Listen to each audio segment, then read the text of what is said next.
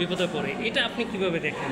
এটা আমি একদমই সাপোর্ট করি না। আপনি দেখবেন ভাইয়া, একটা বোরকা পরা নারীও কিন্তু ধর্ষণের শিকার হচ্ছে।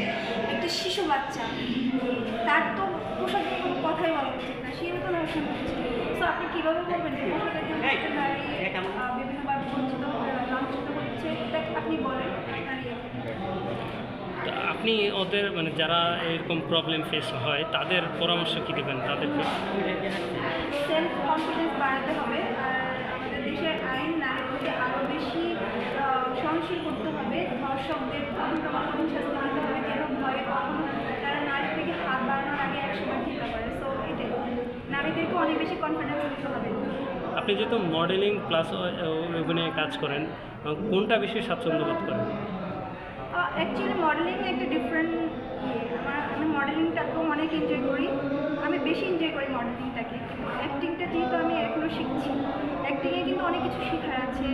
বা অ্যাক্টিং খুব বেশি ইজি আমি বলবো না, অনেক টাইম বা আস্তে আস্তে গ্রো আপ করতেছি। সো দুইটাই ভালো লাগে, তবে অ্যাক্টিংটা যদি আরও বেশি ভালো করতে পারতাম তাহলে আরও ভালো লাগতো।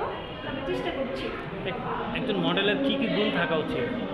একজন মডেলকে অবশ্যই টল হতে হবে, স্লিম হতে হবে। হ্যাঁ, এখন অবশ্যই ট্রেন্ড চেঞ্জ হয়েছে যে একটা হেলদি মেয়ে বা হেলদি ছেলেও কিন্তু মডেলিং করছে। অ্যাকচুয়ালি কোনো কিছুর জন্য কোনো কোয়ালিটি লাগে না, সবচেয়ে বেশি ট্যালেন্ট লাগে। যেটা ট্যালেন্ট লাগবে নিজেকে প্রেজেন্ট করার মতো ওরকম মেন্টালিটি থাকতে হবে। আর অবশ্যই ভালো মানুষ হতে হবে, তাহলে সব জায়গায় অনেকের ট্যালেন্ট নেই কিন্তু বিভিন্ন প্রবলেম দেখিয়ে এই কাজে ইনভলভ হয়, তো সেই বিষয়টা আপনি